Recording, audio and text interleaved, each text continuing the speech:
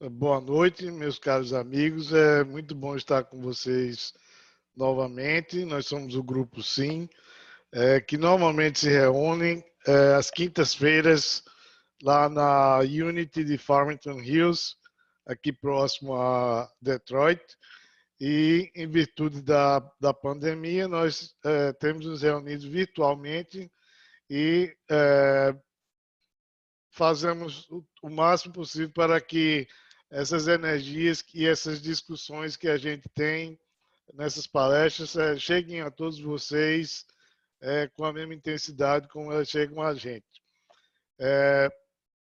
Eu gostaria de fazer a prece de abertura e logo em seguida vou passar a palavra ao meu amigo Babla, que vai falar sobre a natureza das penas e gozos futuros e mais especificamente sobre as penas temporais.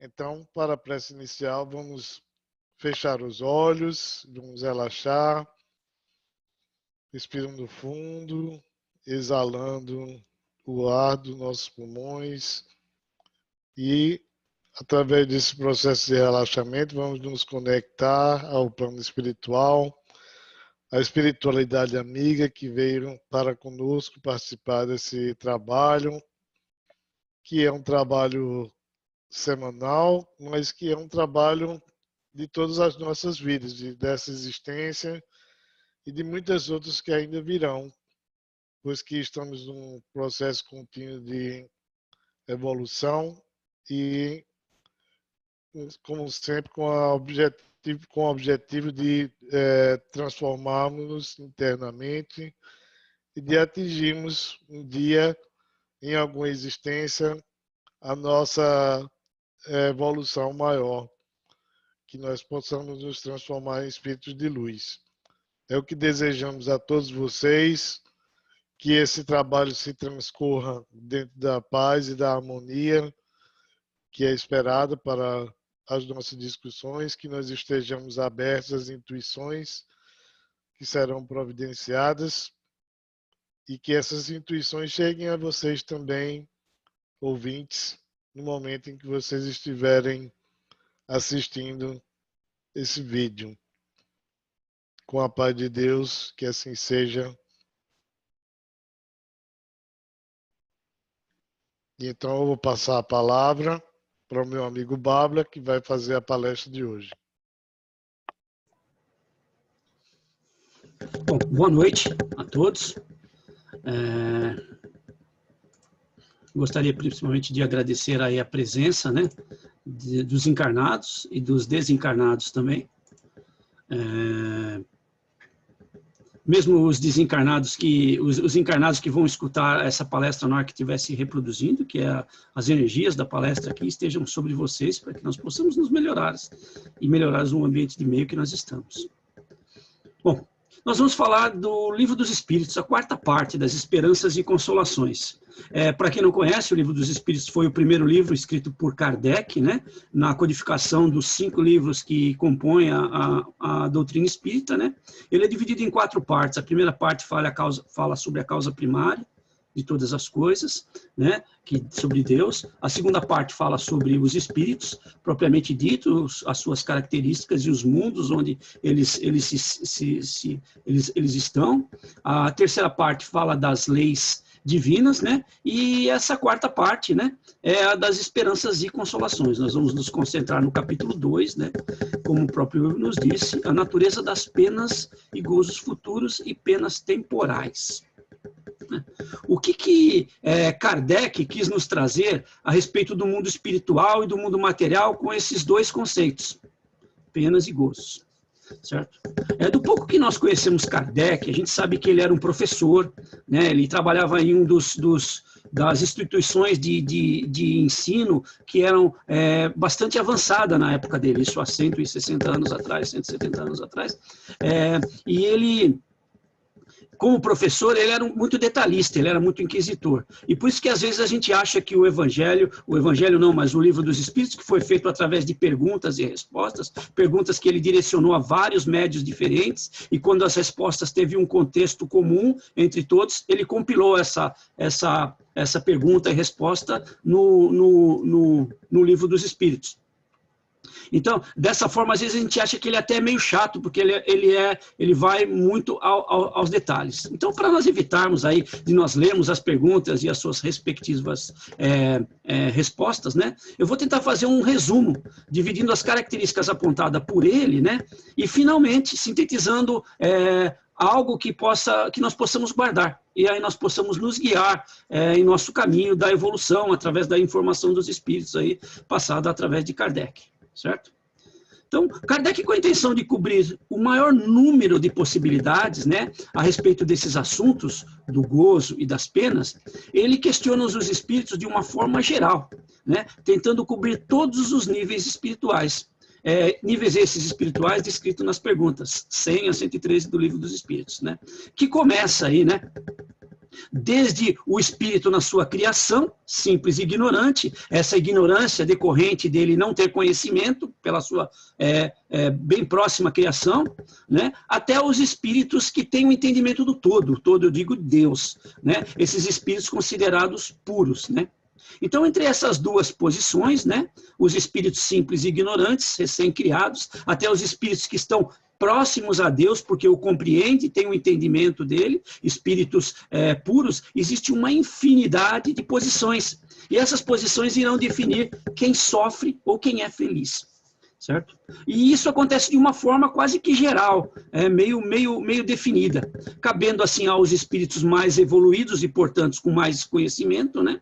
Os gozos e as felicidades, e os espíritos mais primitivos, as penas e os sofrimentos. Né?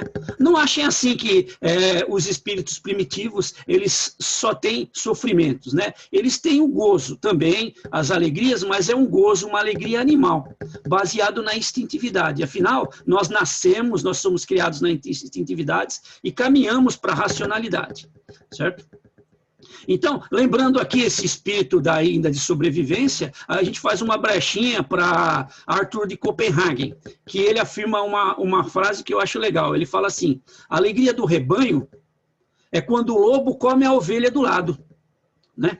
Então, é um pensamento temporizado, né, na própria forma e credo antigo, instintivo, né, definindo uma situação mais no começo da escala da evolução espírita do que no final. É mais guiado pela instintividade, certo? E a gente tem uma situação totalmente oposta a isso, que é o gozo dos espíritos superiores, que eles têm as suas felicidades quando eles trabalham, quando eles ajudam os próximos e quando eles estão alinhados com as diretrizes do todo, de Deus, né? E o que é normal, né? Como poderia a gente ter um ser primitivo, ele ter o entendimento de Deus, se ele ainda vive instintivamente? Então, o entendimento que ele tem de Deus é bem limitado, e o que causa a ele ainda muitos transtornos. Né? As respostas dos espíritos às perguntas de Kardec com relação ao gozo, né, e ao sofrimento, né, e às penas, ela nos aponta uma conformidade de que a evolução espiritual ela é diretamente proporcional ao conhecimento e ao desprendimento material, que no seu caso, o desprendimento material, ele tem, por sua vez, ele é inversamente relacionado com o sofrimento, certo? Quanto maior é o nosso desprendimento, né, menor é o nosso sofrimento. Ou seja, para a gente fazer uma longa história com uma simples frase, nós vamos dizer assim: nós sofremos porque nós somos ignorantes. E prendemos, né? E nos prendemos às coisas materiais. Então, sofremos porque somos ignorantes e nos prendemos às coisas materiais. O ignorante, novamente, eu gosto de colocar esse termo porque as pessoas não têm muita a consciência do que é esse ignorante. Ignorante é a falta de conhecimento. Nós somos criados simples e ignorantes e vamos aprendendo com as nossas reencarnações. Daí as famosas frases, né? Como a felicidade não é deste mundo. O que Jesus quis dizer com isso? Do mundo material. Porque a gente não pode ter felicidade numa coisa que simplesmente, não, teoricamente, existe por um período de tempo muito pequeno. Nós somos eternos, uma vez que nós somos criados, nós vamos viver para sempre.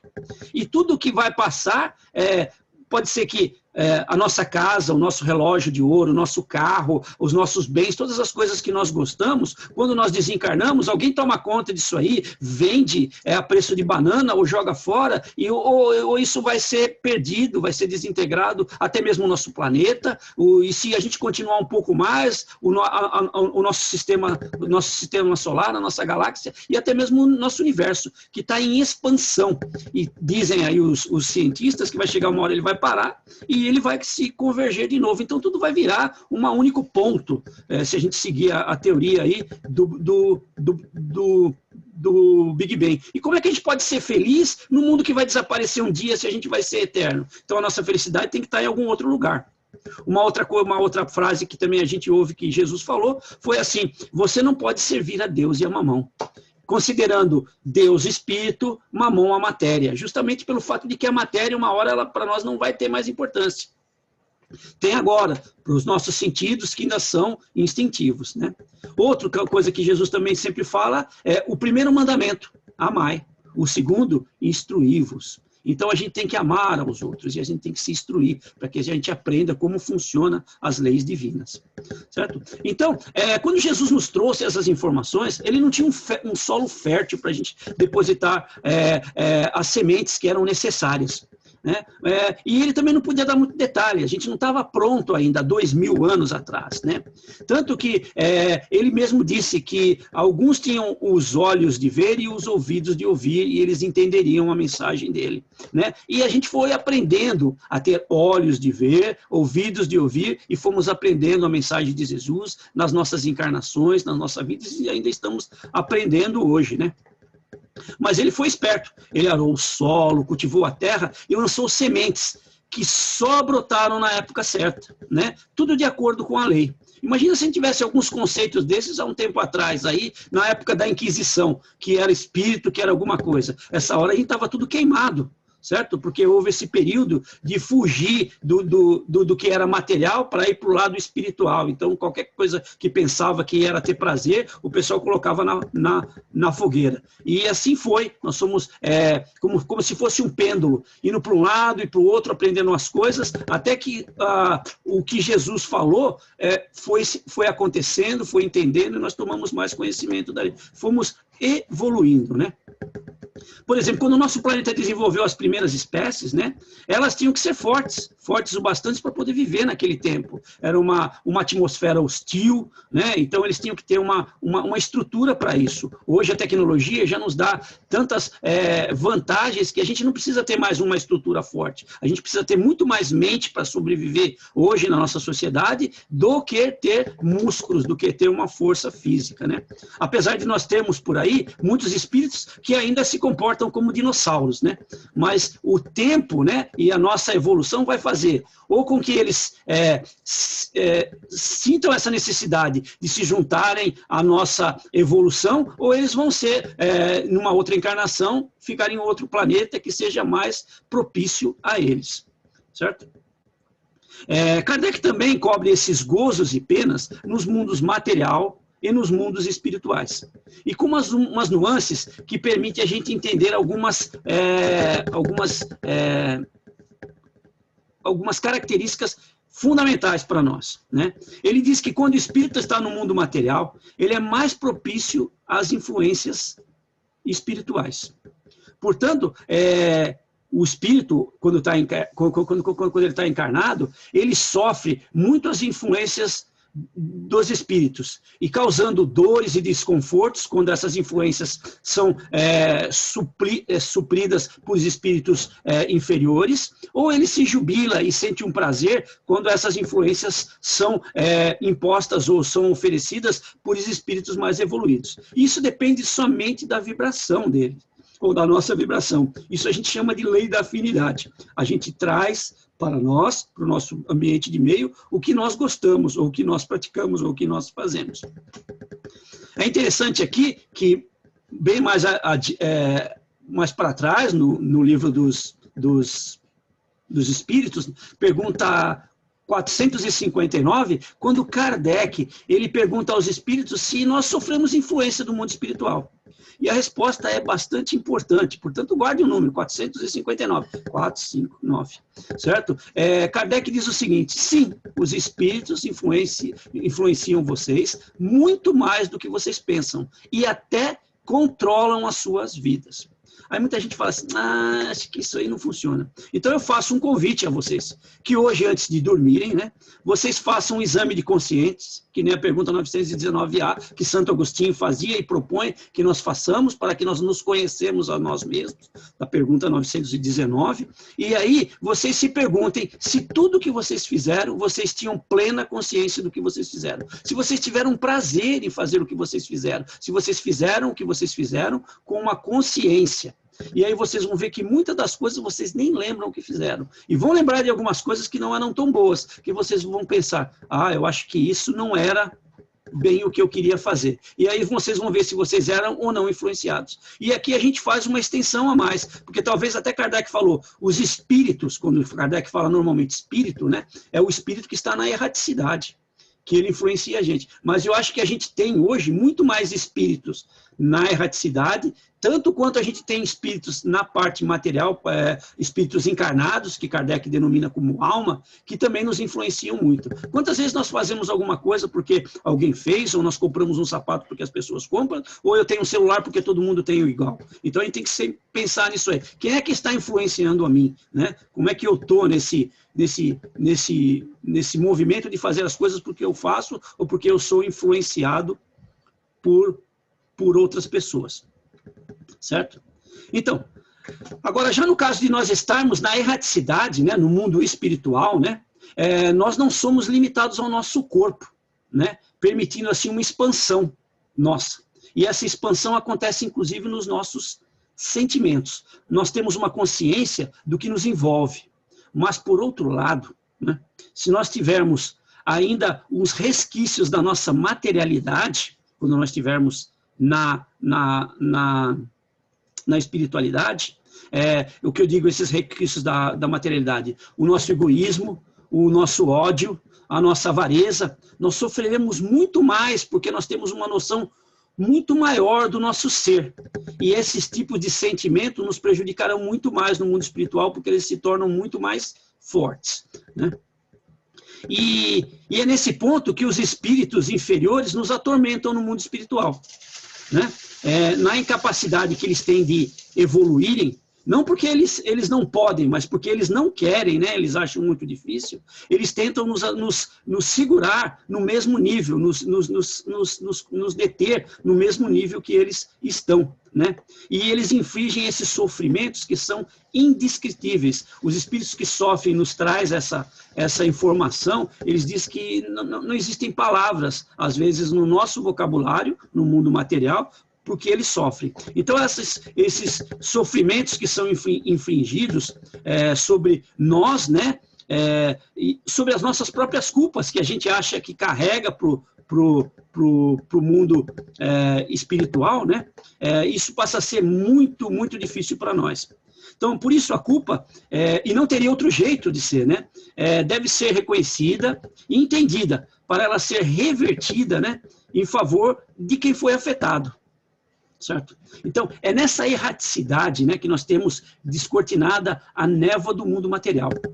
E nós podemos ver a nossa real condição, né, da onde nós viemos, como nós vivemos, como nós vivemos no passado, as nossas outras vidas, como foi essa vida em termos de coisas boas e ruins que nós fizemos, né? E o que nós temos ainda pela frente para trilhar, para sermos espíritos evoluídos. É como se nós estivéssemos no topo de uma montanha, e nós temos condição de ver todo o nosso caminho que nós fizemos, e todo o caminho na frente ainda que falta para o nosso final, certo?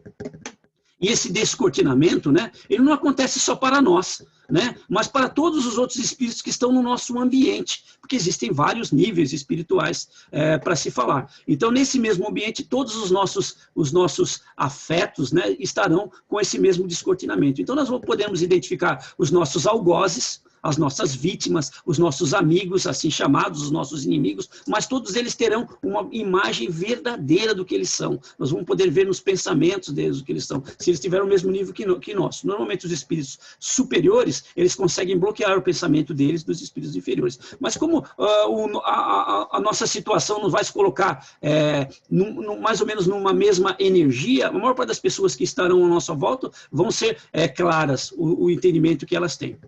Isso acontece o seguinte, a gente vai sentir assim um arrependimento muito grande, né? Com relação às nossas vítimas, né? Aquele arrependimento do mal que fizemos. Ele é bastante forte e isso acontece também quando nós estamos encarnados. Então, quando às vezes a gente está em algum lugar, encontrou alguma pessoa, né? E a gente sente aquela energia mal. A gente fala assim, essa energia mal, provavelmente esse cara fez alguma coisa para mim. É muito mais provável que esse sentimento que a gente sente, que a gente presencia com uma situação dessa, é muito mais provável que esse sentimento seja do mal que nós fizemos para essa pessoa, porque isso é realmente marcante na nossa vida, o mal que nós fizemos para as outras pessoas, porque a gente se sente incomodado com isso, pelo arrependimento, do que propriamente do outro lado daquela pessoa que a gente acha que ela tem uma vibração mal, ela tenha feito alguma coisa para nós, né? E daí como nós devemos ser responsáveis pelas indiferenças, né, que nós promovemos, né? A gente pode lembrar muito bem de quando a gente era criança, né? A gente tinha aqueles brinquedinhos que era um monte de pecinha, né? E normalmente a gente ia brincar e largava pela casa inteira aqueles brinquedos. Aí o nosso pai da gente, os nossos pais guardavam, né? E quando a gente ia pegar, eles não davam. Não, você não vai brincar, mas eu quero brincar. Tudo bem, você vai brincar, mas você vai guardar. Então a gente já tinha aí uma prévia do que seria as nossas oportunidades, né? A gente tem que fazer as coisas e depois tem que assumir os nossos atos, né? Então, nessa situação de que a gente se sente triste, a gente se sente arrependido, né? Pelos maus que nós produzimos, né? No plano espiritual isso é bem visível para nós. Nós pedimos para reencarnarmos, na oportunidade de repararmos aí os nossos erros, né? Por isso, na nossa infantilidade espiritual, né? Ainda com a falta de conhecimentos das coisas do espírito, né? A gente tem dificuldade de explicar isso na nossa linguagem, né?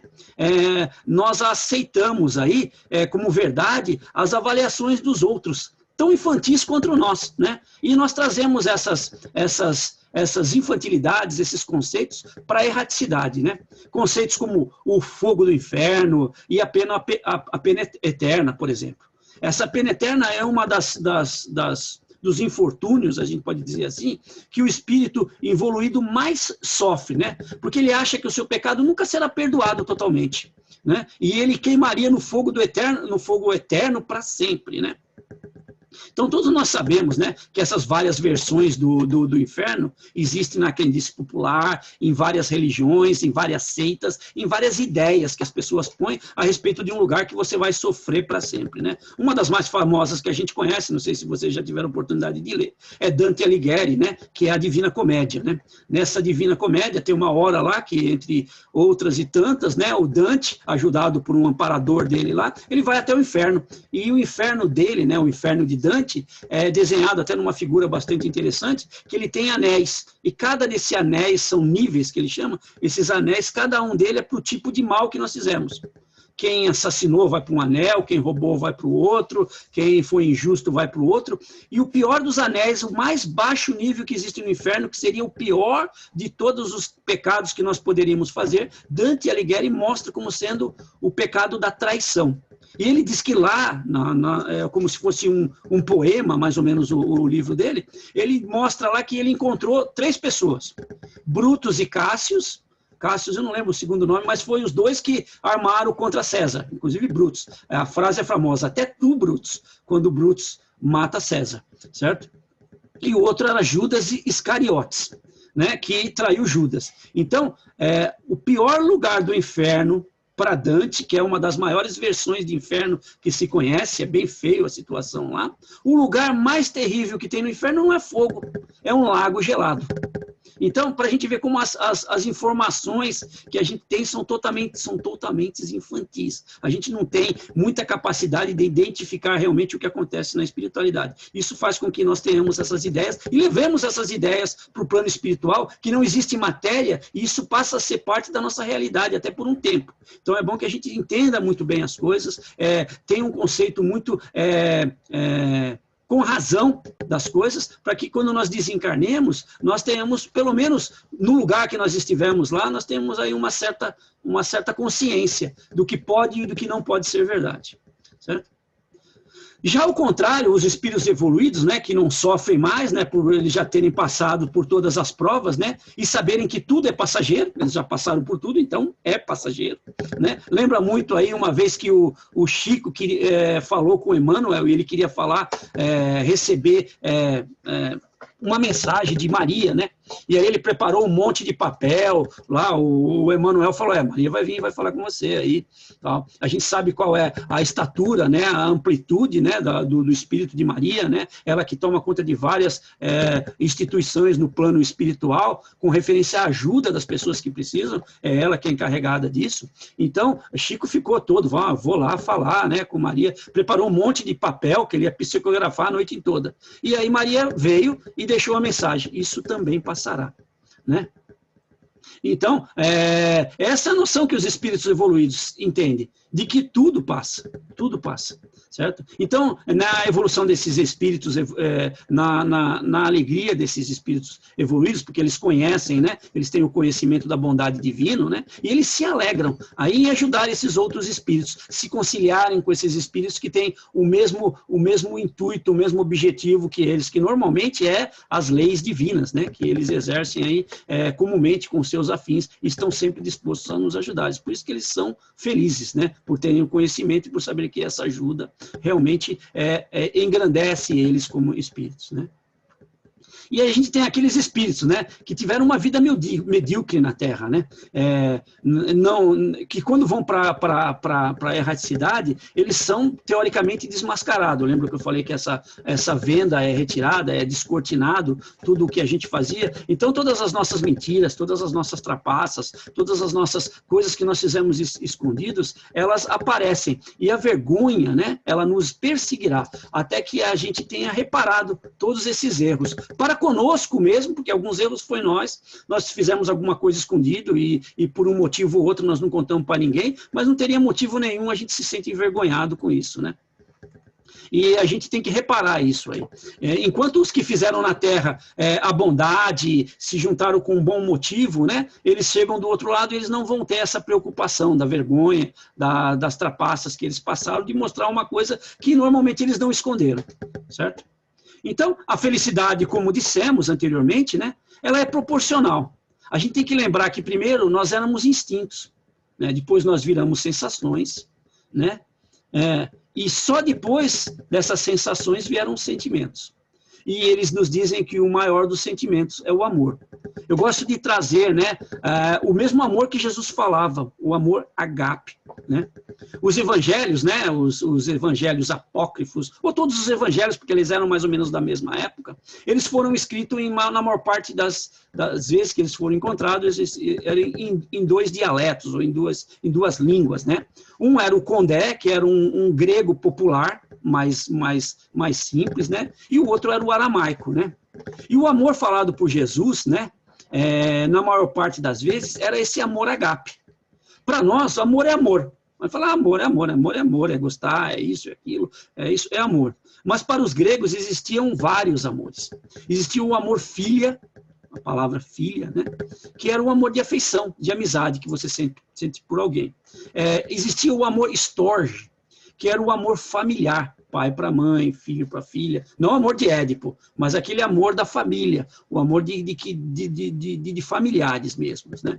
E o amor eros, que não precisa definir muito, né? O eros era o amor sexo. E por fim, o amor agape, que é a maior forma de amor, né? É o amor ação. É o amor que fazemos para os outros. E Jesus mostrou isso na prática, né? E na nossa situação, que a gente tem hoje, né, por falta de palavras, assim, né, para definir o que é esse amor ágape, que no grego ele tinha o significado realmente do que ele era, a gente só pode explicá-lo como caridade. E aí, né, vem a famosa frase, fora caridade, não há salvação.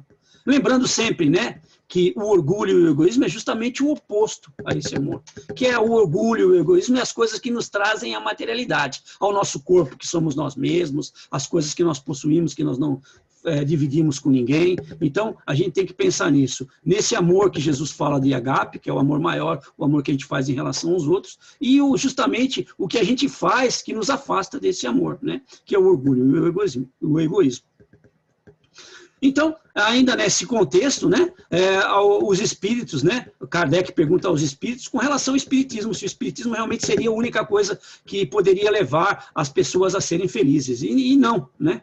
O espiritismo, ciência do espírito, né, ele não se funda como uma única solução para que sejamos felizes, né?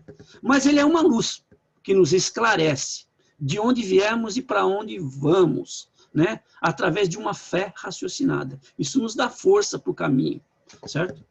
Portanto, as penas sempre existirão no plano material ou no plano espiritual, até que o espírito tenha aprendido e evoluído o suficiente em moral e conhecimento, resgatando todos os deslizes, né? E pronto para atender às leis divinas e usá-las como guias, como uma bússola, não como mapa, porque o mapa nos mostra os caminhos. E às vezes nós seguimos os mapas e os caminhos não estão mais lá. Um rio passou e derrubou, a ponte caiu, ou alguma outra coisa, não estão mais lá. Mas a bússola nos dá direção. E essa é importante para nós, porque a direção nós tomamos o caminho que nós queremos. E isso a gente chama de livre-arbítrio, certo? Então, esse resgate que a gente faz por causa das nossas inconsequências, vamos dizer assim, ele pode levar várias encarnações. E necessariamente o que nós estamos resgatando nessa encarnação, ele pode ser de uma vida pregressa, de várias vidas pregressas anteriores, ou pode ser dessa mesma vida, se a gente tiver sorte de estar reconhecendo os nossos erros e corrigindo, que é exatamente o que Jesus falava quando, antes de você ir lá no templo e fazer a sua oferenda, vai lá e se acerta com o seu inimigo. Porque como é que você quer se acertar com o homem lá, quer que Deus lhe perdoe os seus pecados, se você não está perdoando o outro que você deveria perdoar, certo? Então, é assim que funciona. As nossas vidas, se a gente tiver essa oportunidade de resgatar, lembrar que nós fizemos alguma coisa errada, ir lá nos desculparmos, ir lá e repararmos o que fizemos, nós não vamos levar isso para as outras vidas. E nós só vamos ter que pagar o que estava no passado lá, né? Então, o homem que não faz o mal, mas não esforça para progredir, né? Ele sofre o pior mal que um espírito pode receber, ou que ele pode participar, né? Eu chamo de estacionamento, né? A tendência nossa é a evolução, não tem como a gente voltar. Mas uma coisa que, como a nossa tendência é a sua evolução, se a gente estaciona, isso seria o pior para nós, é o de não evoluir. E aí ele terá que passar de novo por aquela vida que ele não evoluiu, né? E sofrer, aumentar aí, prolongar o sofrimento dele. Imagina aquele ano que você passou, não estudou do jeito que tinha que estudar e tem que estudar de novo. Aquilo dá um desespero. Eu nunca repeti de ano, mas eu já vi pessoas que repetiram e foi terrível, né? Hoje parece que nem tem mais repetente. A moçada deixa a moçada passar mesmo e não tem muito sentido para isso, né? Então, as pessoas não aprendem que você realmente tem que fazer a coisa de uma vez só e fazer bem, né? Isso me lembra aí muito um dos livros do Novo Testamento, né, de João, né, que é o livro das Revelações, né, também conhecido como Apocalipse, onde João, eu acho que é o capítulo 13, eu não tenho certeza, isso é um número que não é se é sorte ou se é azar, né? Mas o capítulo 13, ele fala que Deus vomitará os mornos.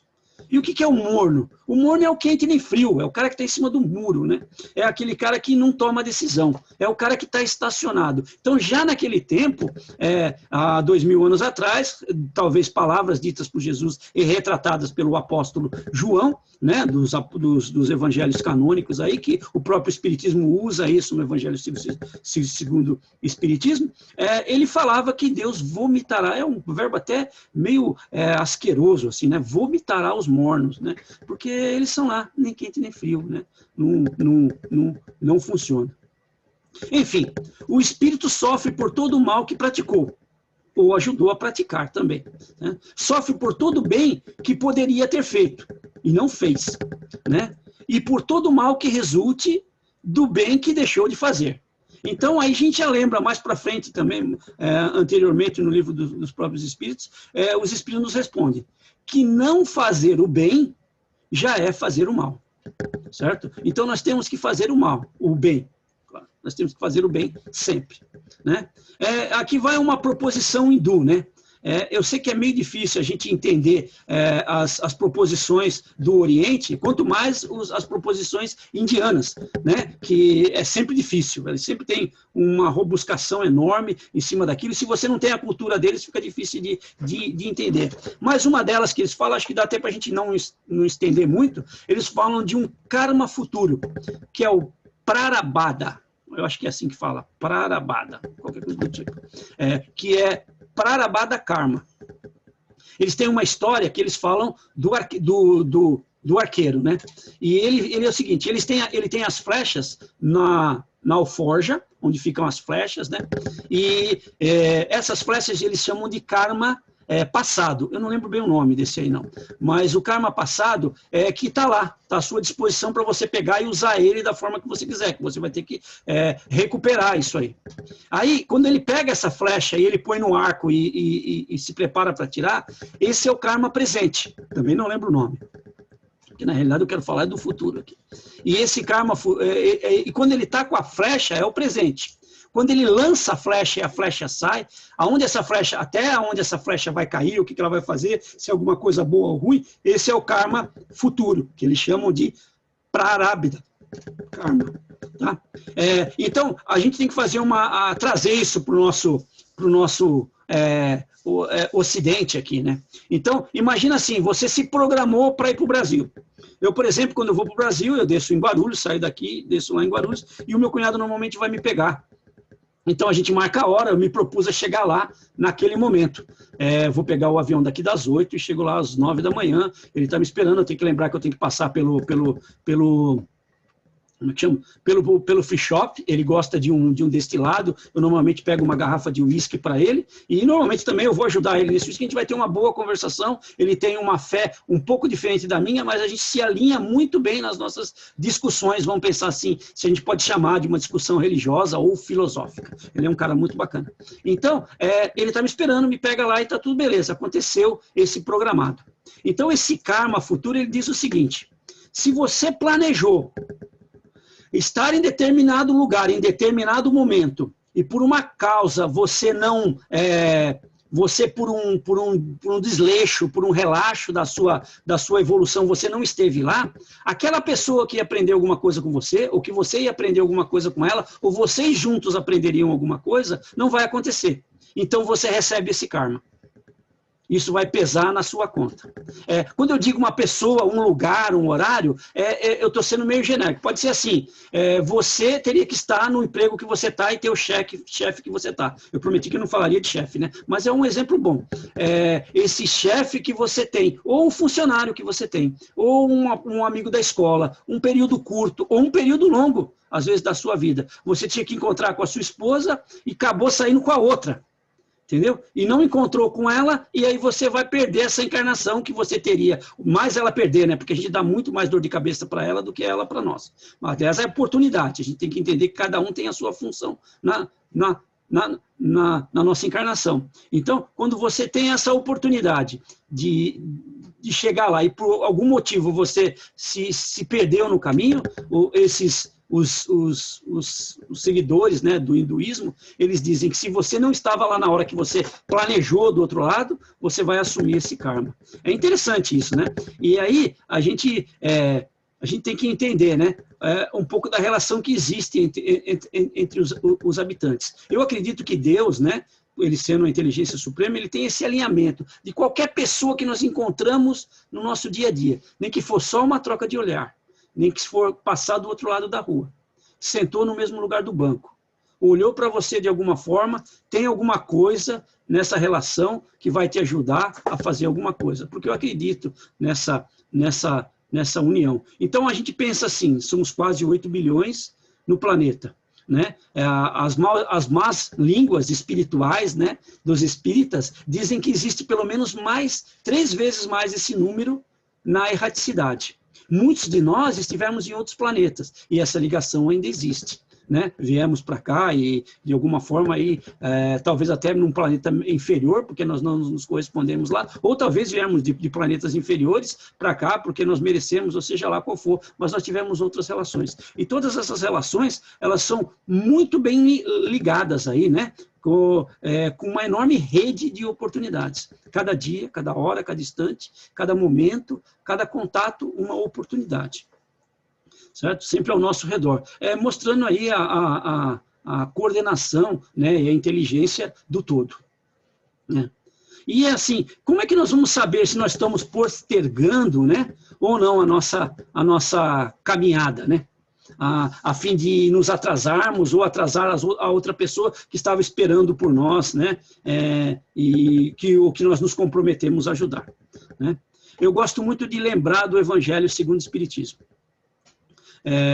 Falei aqui que o livro dos Espíritos foi o primeiro livro que Kardec escreveu, o segundo foi o livro dos Médiuns. Nós temos desses 2 livros, né, 2 conceitos extremamente importantes na nossa vida. Sabemos que somos espíritos, após todas as obras que nós já vimos ser escritas, nenhuma contém aí essa informação sobre espíritos, como tem o livro dos Espíritos, e nenhuma tem a descrição tão boa de como é a comunicação com esse mundo espiritual, através dos médiuns ou através das pessoas que não se consideram médiuns. A gente tem essa capacidade de comunicar, de sentir as influências do mundo espiritual. Mesmo Kardec diz que nós somos todos médiuns, alguns mais, alguns menos, porque todos sentimos as influências do mundo espiritual. Lembra de que eu falei da pergunta?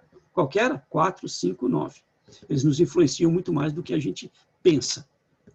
Então, nesse ponto que nós tivemos esses 2 livros fantásticos, o livro dos Espíritos e o livro dos Médiuns. Sabemos que existe um mundo espiritual e que tem uma quantidade de informações enorme lá. E sabemos como nos comunicar com o mundo espiritual também.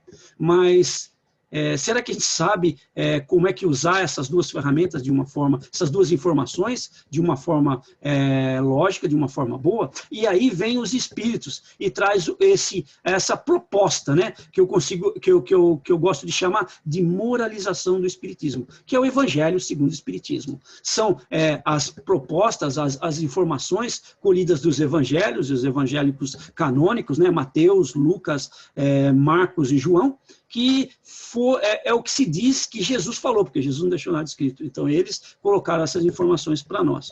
Então, eu chamo isso de a moralização. Traz a moral do Cristo para essas 2 ferramentas. Porque eu posso falar com o Espírito o que quiser. A gente sabe que Espíritos são as pessoas que desencarnaram. A gente sabe que existiu mais pessoas ruins no passado do que está tendo no presente, porque a gente evolui. Então, tem muita gente ruim no plano espiritual. E a gente pode se comunicar com essas pessoas e pegar uma informação errada, né? Mas se a gente se nortear, né, se guiar, usar o Evangelho como bússola, né, a gente vai ter uma moralização dessas 2 informações, do que é espírito e como se comunicar. Então, a gente vai aqui falar um pouquinho rapidinho para a gente lembrar, né, do segundo item do capítulo 18. Eu gosto muito de falar do capítulo 17, que eu acho que é o capítulo que, se você não tem muita vontade de ler o Evangelho segundo o Espiritismo, leia só o capítulo 17, Sede Perfeito. Procure fazer tudo que esse capítulo fala, e depois, quando você conseguir fazer tudo que esse capítulo fala, todos os outros capítulos vão vir aí por osmose, né? Porque eu considero esse o melhor capítulo. Mas a gente quer falar sobre o capítulo 18, do Evangelho segundo o Espiritismo, que fala: muitos os chamados e poucos os escolhidos. E tem um item que eu acho fantástico, esse tem que servir de prumo para nós, que fala a porta estreita. Aí tem o comentário de Mateus, né? E eu vou ler aqui para mim não falar besteira, né?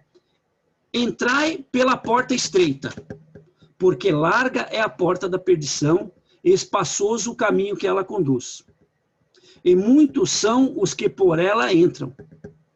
Quão pequena é a porta da vida, quão apertado o caminho que a ela conduz, e quão poucos a encontram.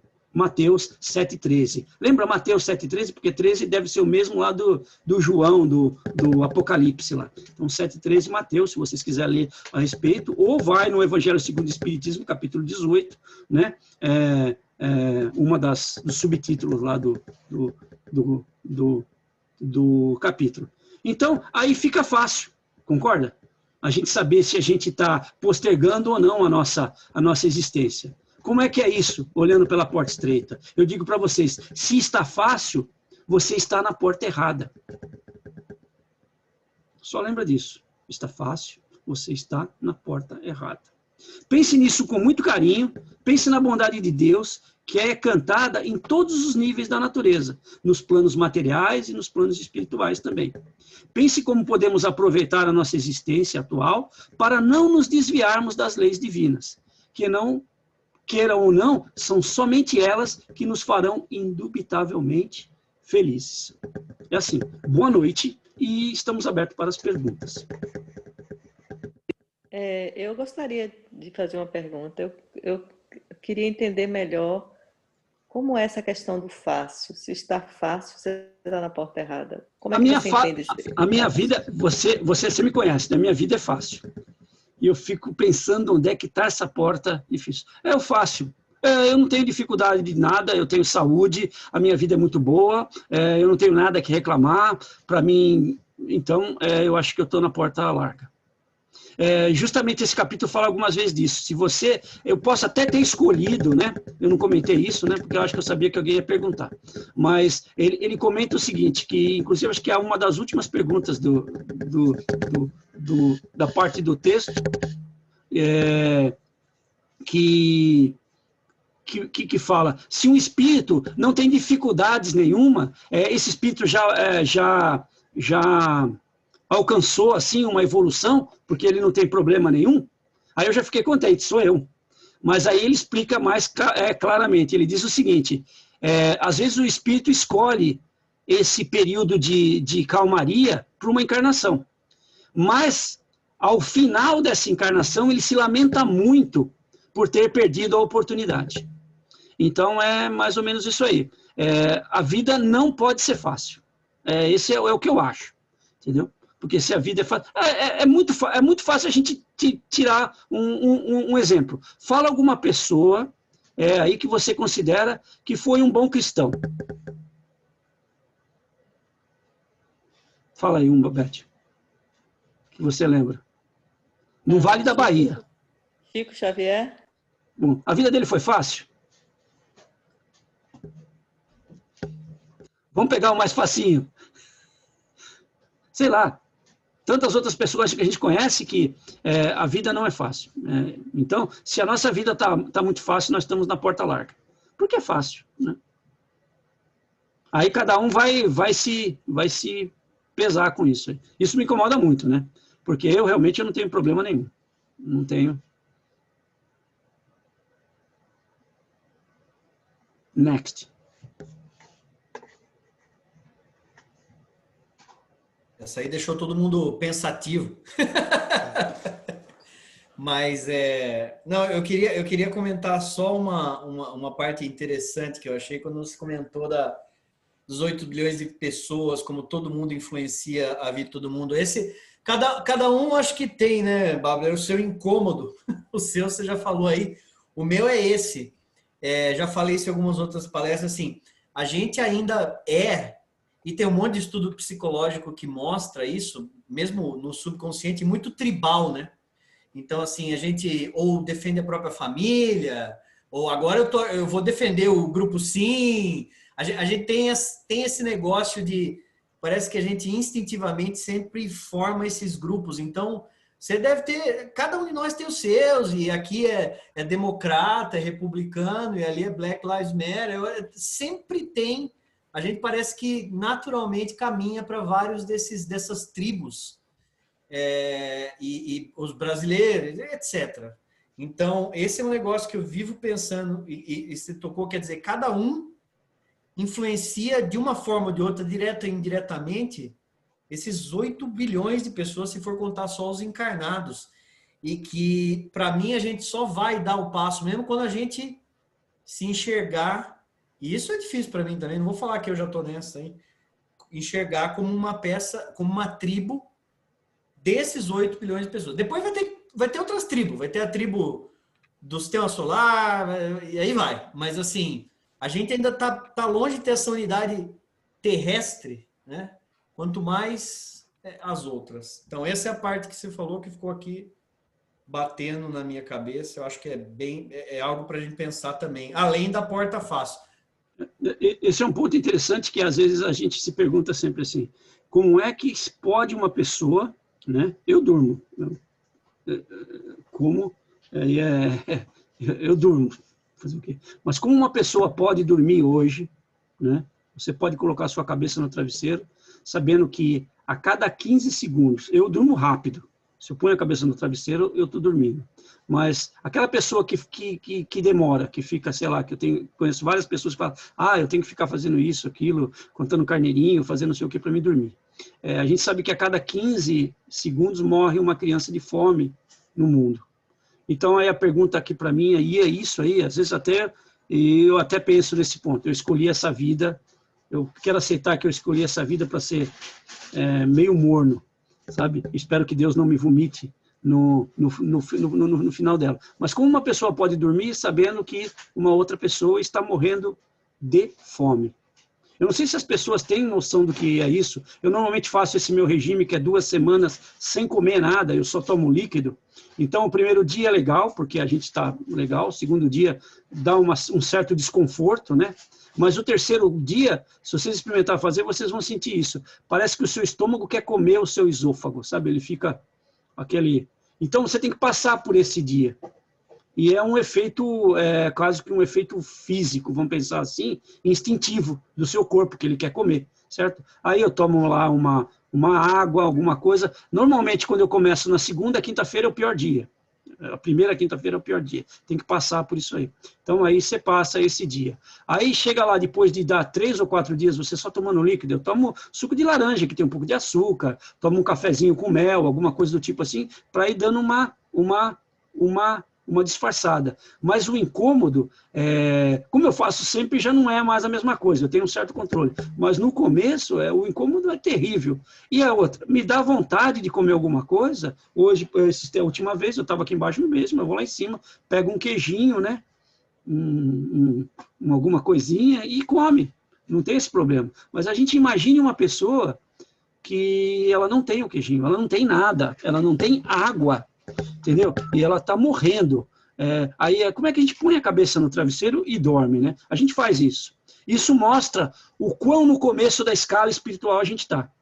Quão instintivo a gente é. E eu trouxe o Copenhague, bem de... E para mim até uma notícia nova, porque eu achava que na realidade que ele fala assim, que a alegria do rebanho é quando o lobo come a ovelha, do lado, né? Não você. Eu achava que era do Friedrich Nietzsche. E não é, né? Ele fala muito de ovelha também, mas não é. Essa aqui é do Schopenhauer. Então, é exatamente essa. A gente ainda fica contente. Não foi comigo, entendeu?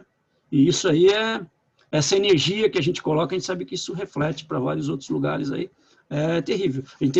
Eu penso assim, eu, pelo menos, eu tenho muito que melhorar. Rapidinho completando, e você disse, né?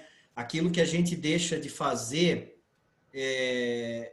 acaba refletindo em nós mesmos. Tudo bem, você, Bárbara, eu sozinho, a gente não consegue acabar com a fome, mas nós, como sociedade, conseguiríamos. E a gente não está fazendo isso. Então, uma parcela vai vir. A gente pensa, e aí existe também o canibalismo, né? Que eu considero como canibalismo que existe. Nós moramos aqui nos Estados Unidos, eu não sei vocês, mas aqui em casa são 3 televisões. Na realidade são 4, né? 2, vamos pensar assim, televisões grandes, né? Uma já meio antiga e uma outra pequena. Cada um da família tem um carro, são 3 carros. E eu tenho um outro carro também, que é um carro velho também, não conta, mas é carro, tá lá. Então eu fico pensando assim, se cada população, se cada família da China quiser ter o que eu tenho, isso me deixa muito assim também. A gente vai precisar de um outro planeta.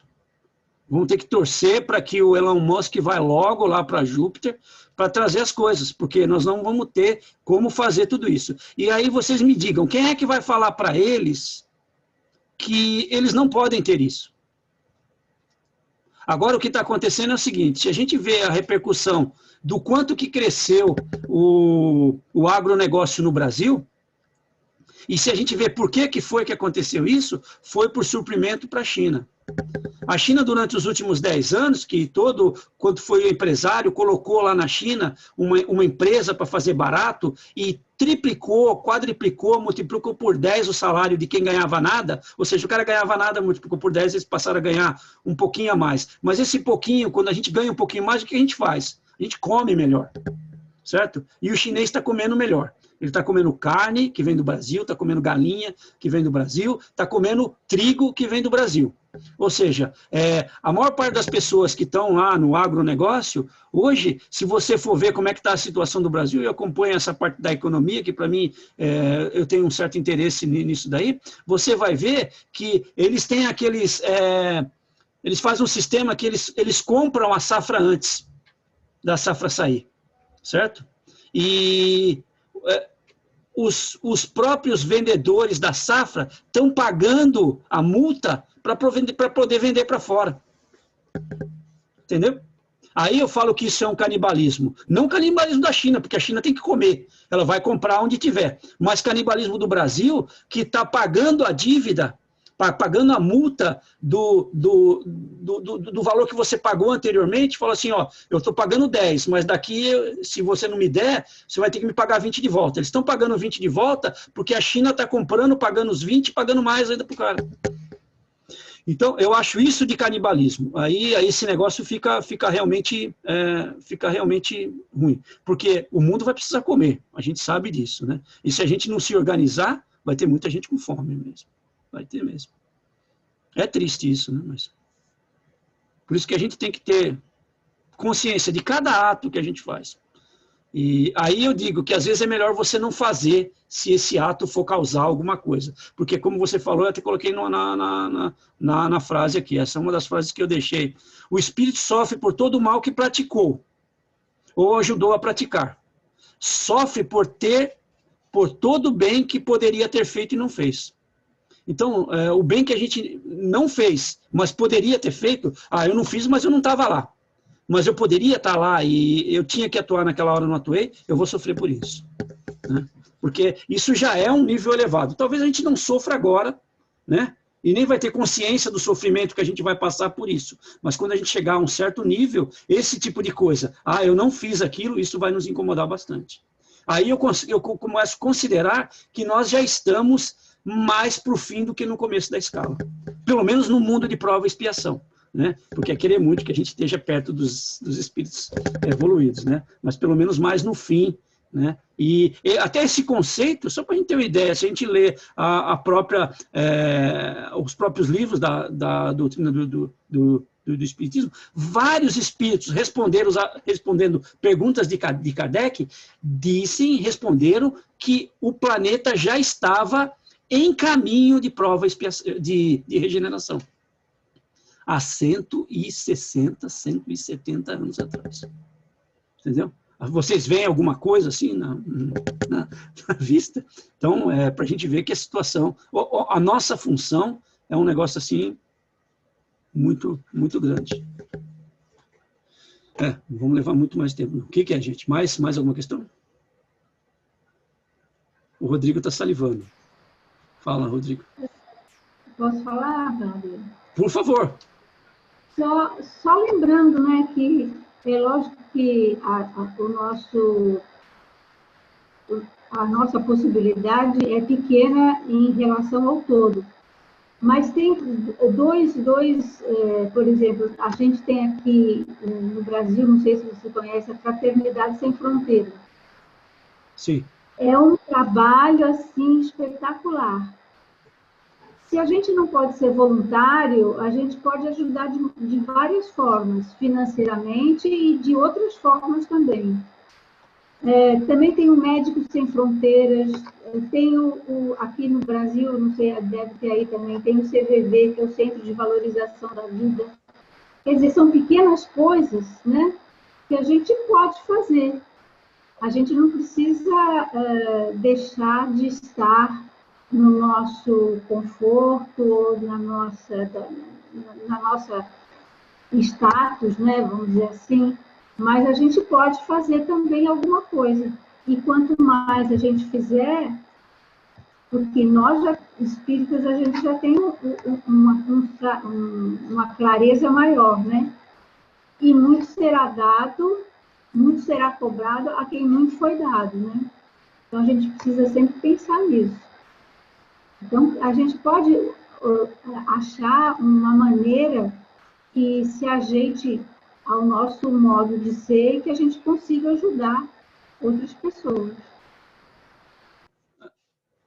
Inclusive, isso foi a discussão na nossa última reunião administrativa, né? A gente precisa arrumar algum modo da gente continuar com os nossos movimentos de caridade, ser mais intenso, né?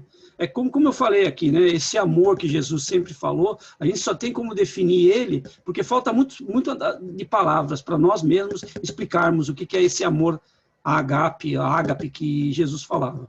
Mas esse é o amor-ação. E a única coisa que a gente pode falar disso é que isso é a caridade, né? E ele falou várias vezes isso, né? Era quase uma regra geral de Jesus de que sem a caridade não há salvação, né? E se a salvação a gente pode pensar que seja ela o que for, ir para o céu, não ir para o inferno, não ir para o purgatório, seja lá qual for a nossa crença. Se existe uma salvação, essa salvação vem da caridade, né? Eu concordo com você. A gente tem muita coisa para poder ajudar, inclusive o Brasil, né, que eu acredito está precisando bastante. Mais alguma coisa, gente?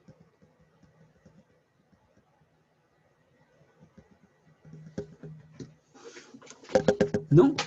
Então eu acho que eu vou fazer a vibração, se ninguém quiser fazer.